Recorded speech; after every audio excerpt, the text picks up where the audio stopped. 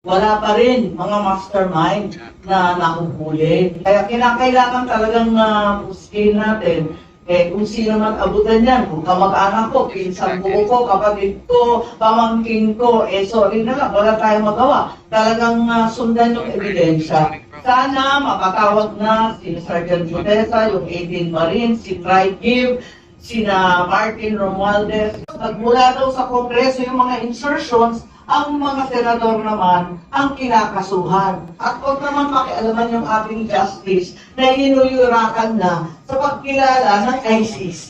Yan ang problema. Ang totoo yung sa impeachment,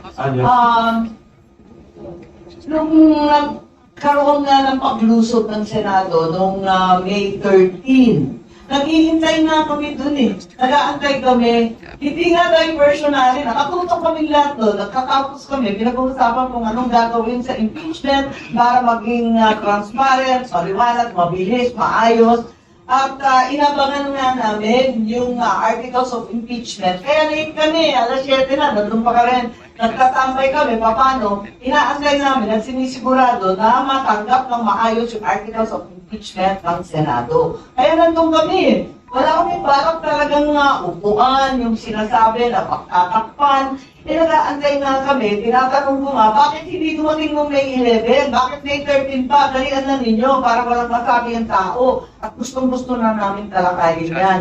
So, meron na tayong provisional schedule for the impeachment for the submission of the answers of the respondents. Tapos yung presentation ng prosecutors, may pre-trial conferences hanggang June 15 at nakatakda na yung trial mismo ay mag-uumpisa ng July 6. So medyo maayos yun, sana hindi ganong mahaba, pero yun nga, apat kasi ang articles of impeachment. Kung maalala ninyo, yung kay Justice Corona, iisa lang yung article of impeachment at nagtagal ng lampas 3 buwan. So, eto nga, inaasahan namin na mabigyan ng pansin to. At sinasabi nga namin na kailangan, kahit may trial ongoing, pag nag-umpisa yung Senate, magbubukas rin ang sesyon. So, morning and afternoon, todo tutok tayo dyan.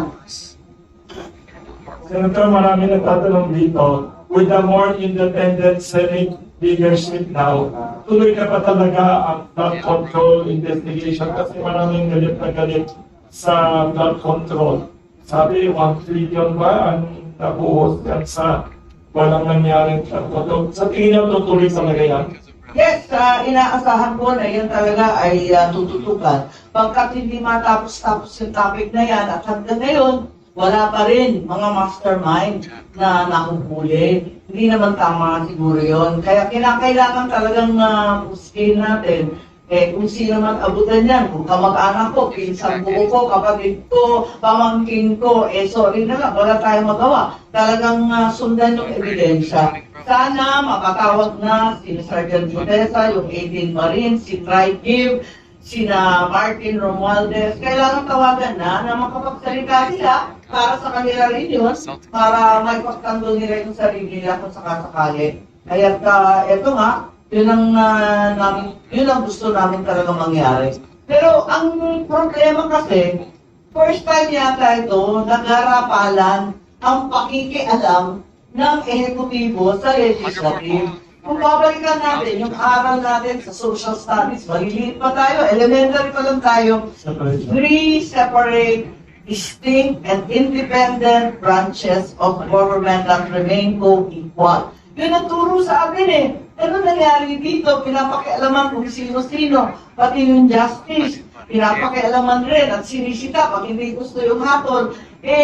Nagiging labo-labo na ito hindi pwede yung ganyan. Kailangan respetuhin natin yung salitang batas. Kung hindi kandidato ng ehekutibo ang nanalo bilang Senate President, titiisin natin, pakisama tayo, ganyan talaga. Ganyan talaga. At huwag naman pakialaman yung ating justice na inuyurakan na sa pagkilala ng ICC. Yan ang problema. Para namang sinabi na failed state, inamin na natin, hindi natin kaya mamuno sa sariling bansa. Ano ba naman yun? Meron pa namang mga korte sa Pilipinas, kompleto pa naman ang mga abogadong magagaling, at maayos naman ang pagsunod sa batas kung bibigyan lang ng pagkakataon. Senator, meron nung alam balita rito nakaraan na si Mayor Naguido ay kahit talaga bilang undersecretary ng DILG. Ito pinangalanan ito dati ni dating Pangulong Rodrigo Duterte na involved sa drug business. Ano ang nakikita niyo po dito? Well, hindi naman tumakbo dito si Jed Maguilo, hindi naman tumakbo na nakarang eleksyon. Ang inaantay ay yung mga natalo nung nakaraang eleksyon, lumampas na yung 1-year ban, kaya na itala na yata si dating Senador Francis Tolentino bilang dole, inaantay din, inaabangan din si Secretary Abalos dati, kung saan siya makaupo, at yung iba pang mga haka-haka, hindi ko alam, pero marami talaga nag-aabang, pagkat yun nga, magkakaroon daw ng shake-out. Kaya lang, eto nga, dati pinag-resign naman sila lahat, naibalik naman halos lahat. Kaya tingnan natin kung ano talagang pagbabago ang mangyayari. Pero May na ngayon, kaya yun nga, paso na yung 1 year, di ba? Yung 1-year ban. So, inaasahan na may pagbabago talaga. So, ano po yung napag-uusapan ng majority since lagi po sinasabi na dapat magbalik din dito ng Senado? Ano po napag-uusapan niyo sa majority para mga possible po na hakbang para magawa ko? Well, unang-una nga, subukan nga yung tunay na problema ng bansa. Solusyonan nga itong Iran war fallout na napakatindi ng epekto sa ating bansa dahil 98% tayo dependent sa Middle East oil at 2/3 ng ating coal-fired plants talagang imported pa rin ang coal. At alam natin na panay-tirik na sa Visayas at Mindanao ng mga coal-fired plants, katungtak na brownout sa Visayas at Mindanao.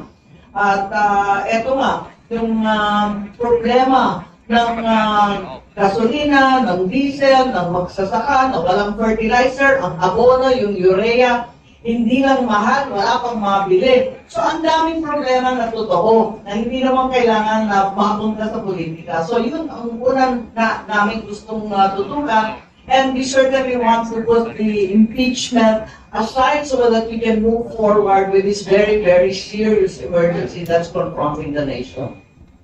Sir, good morning. 2 points, 2 issues lang po. First, could you comment doon sa sinabi ni Ombudsman na hinahanda nila ang grandest case against Speaker Romualdez?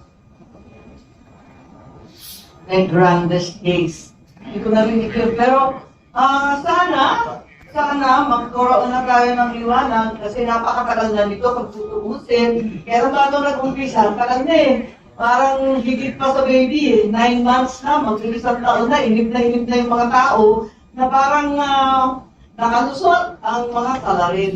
Ewan naman ganito kasi puros na lang mga junior officials ng DPWH, mga kontratista, mga kung sino-sino, na kung tutuusin, pinag-utusan lang daw silang lahat. Eh sino nag-utos? Yun ang kailangan talagang tumbukin. Kung merong lalabas, sana nga lumabas ang mga kasong kontra sa mga mastermind na sinasabi. At hindi naman yung mga senador. Hindi ko na maintindihan eh. Ang layo-layo eh. Yung flood control, kung saan-saan nakita, napunta naman sa Davao ang investigasyon. Ayun. Tapos, nagmula daw sa Kongreso yung mga insertions, ang mga senador naman ang kinakasuhan. Parang yun ang diversion na nakikita ko, nakakalito eh. Kung bakit nauuwi sa kung saan-saan.